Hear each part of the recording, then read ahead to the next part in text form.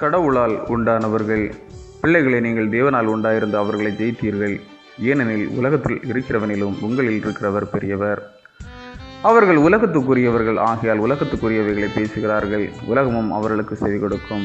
நாங்கள் தேவனால் உண்டானவர்கள். தேவனை அறிந்தவன் எங்களுக்கு செவி கொடுக்கிறான்.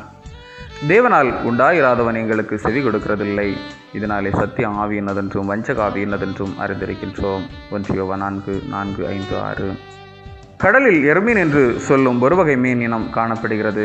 இந்த வகை மீன்கள் அழுக்குகள் இருக்கும் இடத்தில் காணப்படாது.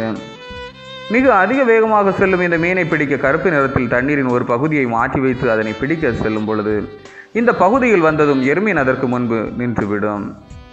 அதன் மூலம் அதனை பிடித்து விடுவர். இருட்டை பார்க்கிறது அழுக்கு என்று நினைக்கிறது. அதே வேளை உண்மை அழுக்கை பார்க்க மறந்தது. பாவ அழுக்குகள் நீக்கி சுத்தப்படுத்துதல் கடவுளால் ஒரு நேர நிகழ்வு அல்ல, இது தொடர் நிகழ்வாதல் நன்று. இங்கு கடவுளால் கழுவப்பட்டவருக்கு நியாயத்தை வெளிப்படுத்தும் ஆவியை கடவுள் கொடுக்கின்றார்.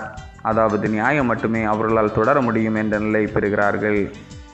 அது மட்டுமல்ல, கடவுளால் கழுவப்படுகிறவர்களுக்கு சுட்டரிக்கும் வலிமையை கொடுக்கிறார்.